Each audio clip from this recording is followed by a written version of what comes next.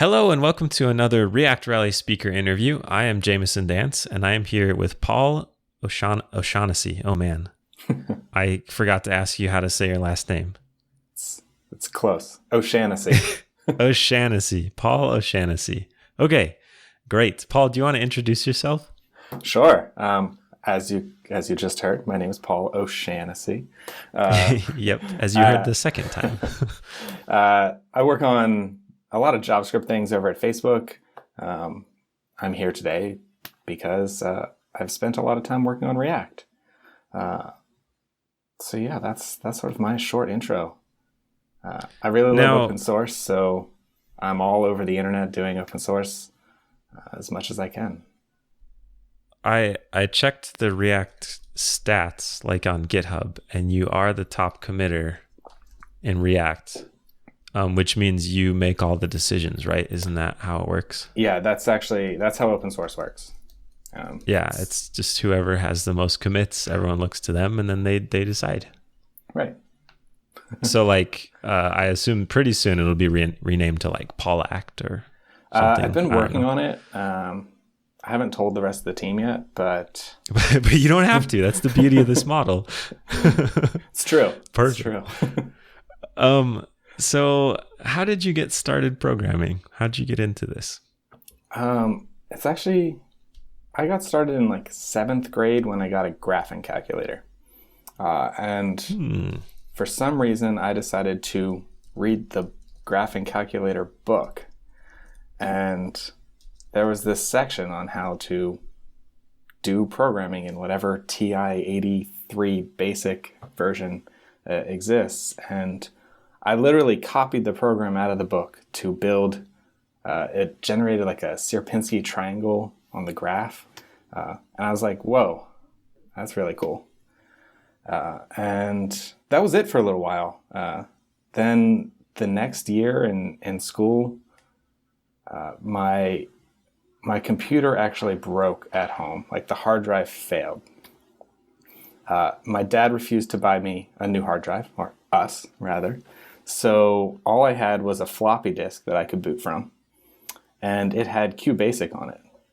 And so then I was just playing around in QBasic for a while, waiting for a new hard drive for months. So that was how I learned. I had some friends who did really cool things. I could make it play like Jingle Bells. That's amazing. When was this?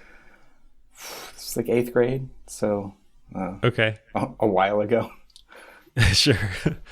And then did you just continue kind of messing around on your own from there, or what happened next? Yeah, I continued messing around for a bit. In high school, had the opportunity to do some Visual Basic in a class.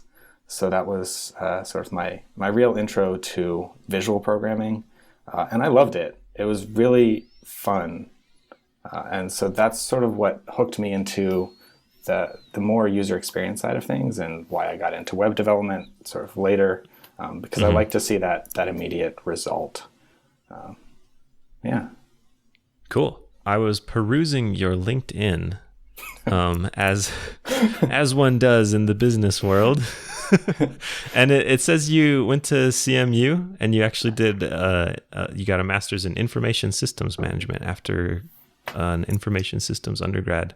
I don't know anything about that. Is that like a traditional kind of, what do you do? Like a dissertation or something? Or was it like a combined program or?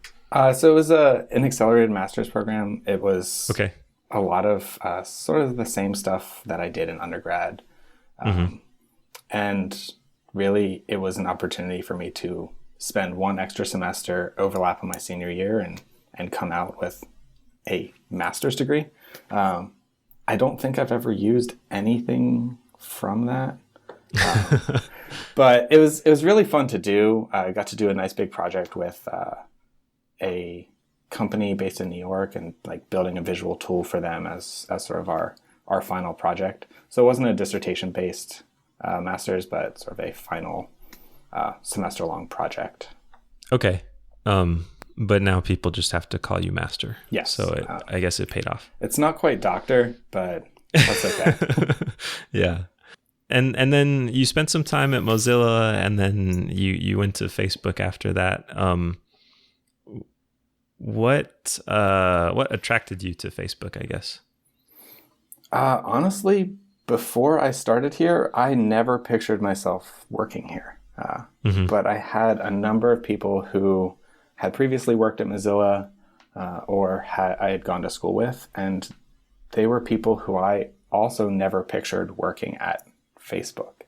And so I was at a point in my life where I was changing jobs and was going to leave Mozilla, and was just talking to people, and they sold me on the idea without being really specific about, what products they were working on or anything like that. Just the atmosphere of the company, and a big part of it was actually the not even over investment, but the heavy investment in tooling for developers.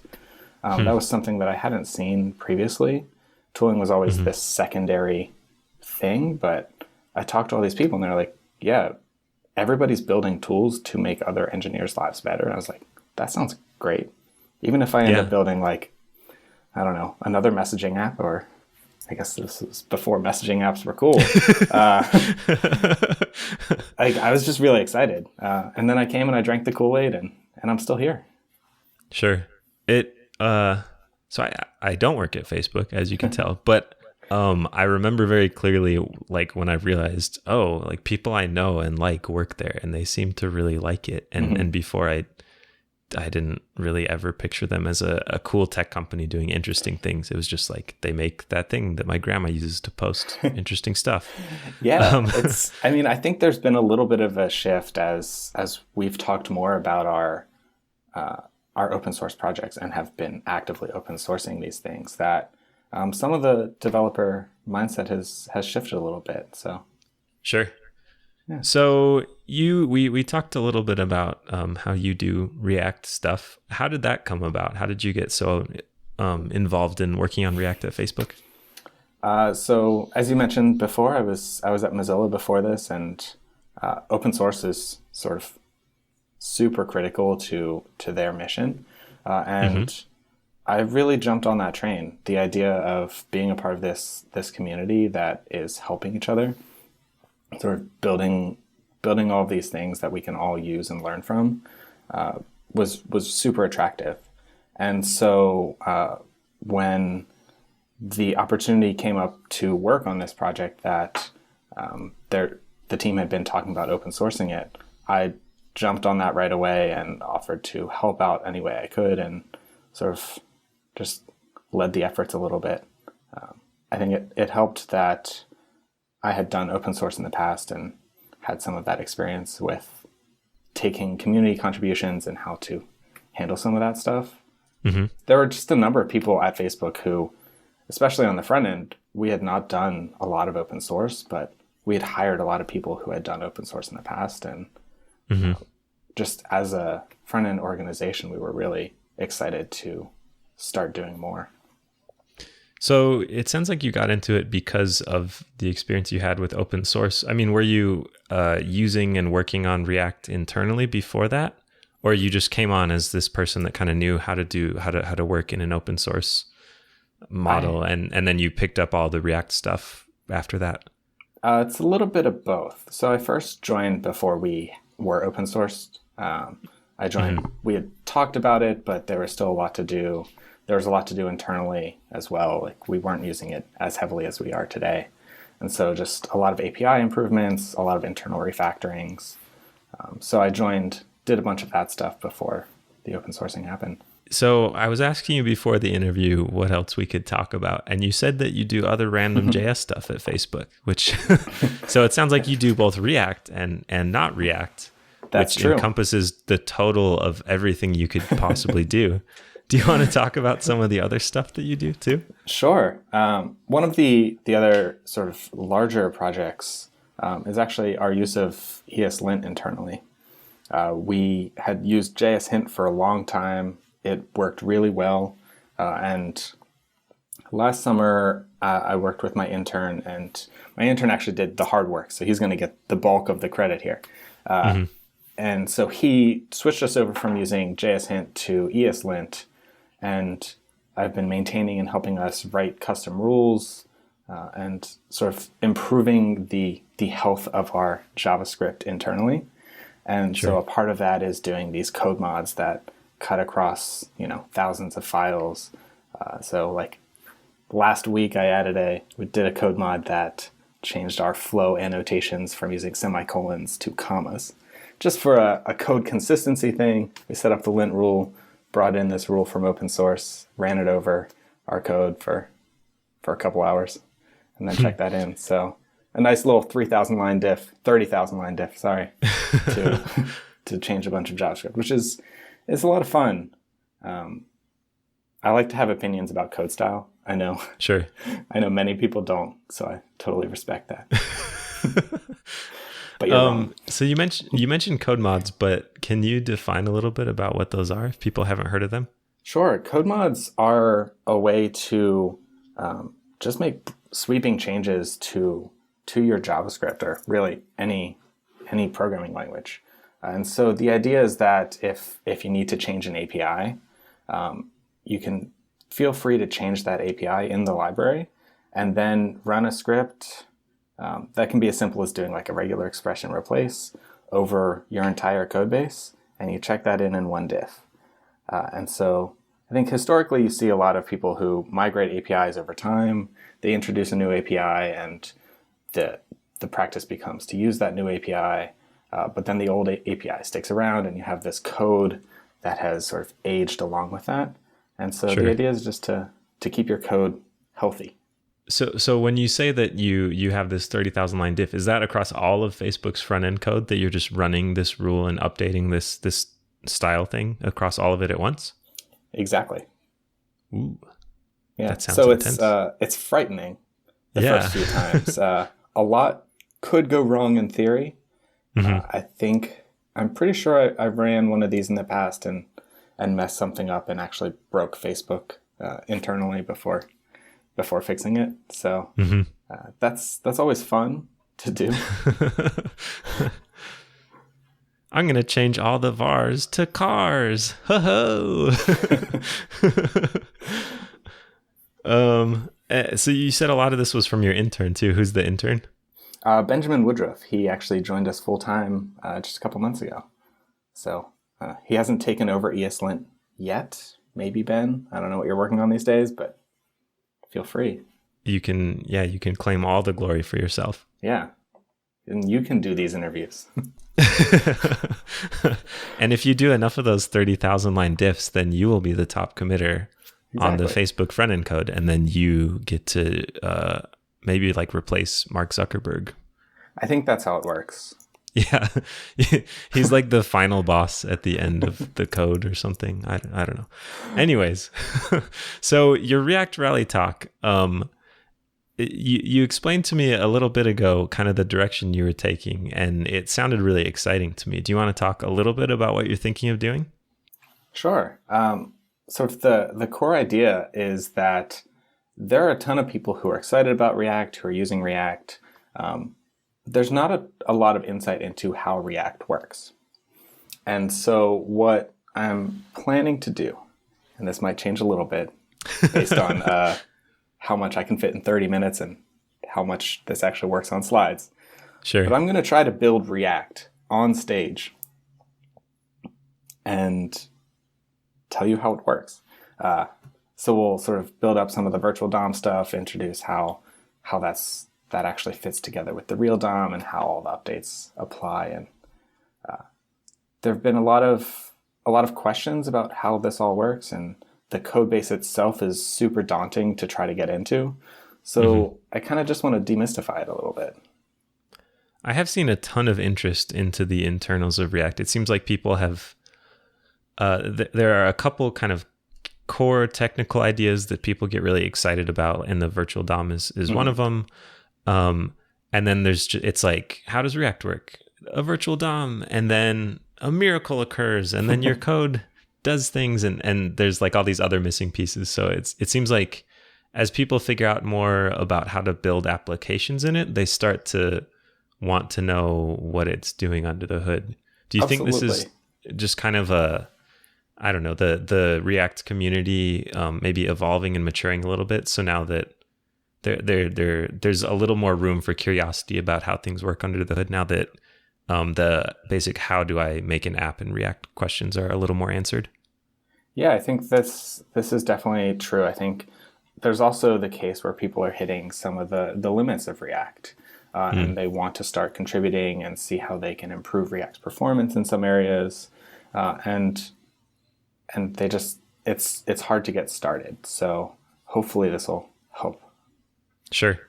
I feel like I've heard people in the past talk about how the code is a little bit difficult, and there have been some mentions of efforts to try and kind of clean things up and make it easier for people to understand.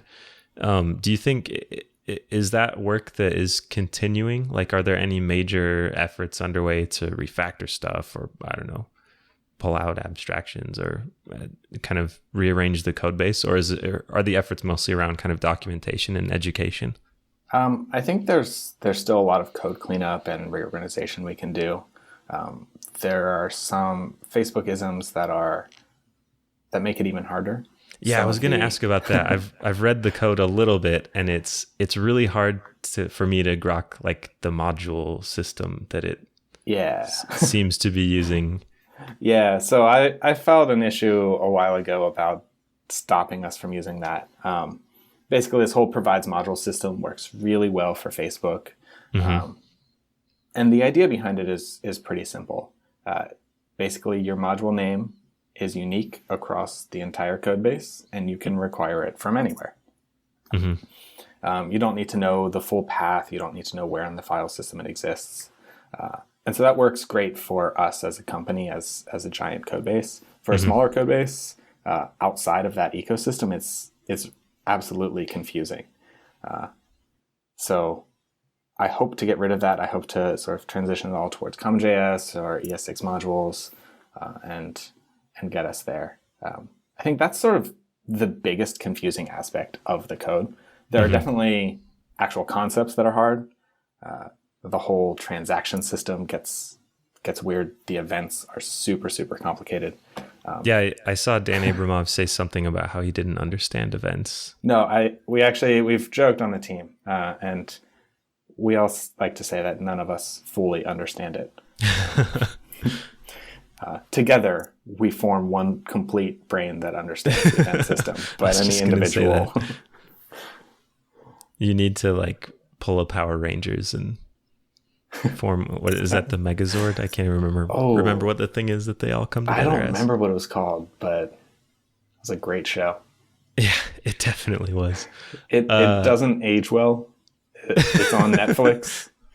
I encourage you to watch it, but or maybe don't, and just let the nostalgia kind of be your only memory of it, because that works too. Yeah. So you mentioned something that brought up another question, which is this kind of push-pull between making things work for Facebook's needs and making things work for other people. And Facebook is kind of the caretaker of React. I mean, it's open source and anyone can contribute, but it definitely still, to me, feels very much driven by Facebook. And that comes through in the module system, and I'm sure in other things. How do you... well, first of all, how do you answer people that say, like, this is just a Facebook project and they could just delete it at any point and then you're screwed? It's open source. We can't just delete it. So, yeah, I totally understand that frame of mind. I don't really have a great answer. Like, we've tried to do our best to be as open as possible. We've moved all of our development to happening on GitHub. We do a lot of our stuff in the open. We post meeting notes, and we really do try to be a community project. One of the things that's been hard is actually getting people to contribute. Really, there are a lot of people, a lot of larger companies who are making use of React, and they're running into issues. They'll talk to us. We'll work together with them. We haven't seen sort of large-scale contributions from many of these companies who are making use of React, and I think that's something that we've struggled with trying to how to balance like encouraging people to do those large scale things and balancing some of the needs of Facebook internally or React Native, and how to sort of make sure we still be a real community project. Sure. If that makes sense. Yeah. I feel like I meandered a bit there. No, I mean, it's a tricky question. I think some of it is just there's still this kind of mistrust of a large corporate institution doing a thing that is like good for everyone, and people are just worried in general. And I think, I guess I don't really know the answer either, besides just keep doing a good job. Yeah, and people will come around. We'll keep being open source, and you're welcome to use it. We're going to keep using it. So, and then that leads into the other question, which you touched on a little bit, which is how do you balance the technical things? Like, say there's an internal Facebook requirement that says like our lives would be so much better on this specific page in Facebook if React did this thing. Do you take those things into consideration? Do they have like a secret like a red phone to the Facebook or to the React core team or something? Or how do you balance the technical needs of non-Facebook users compared to Facebook users? So there's no red phone.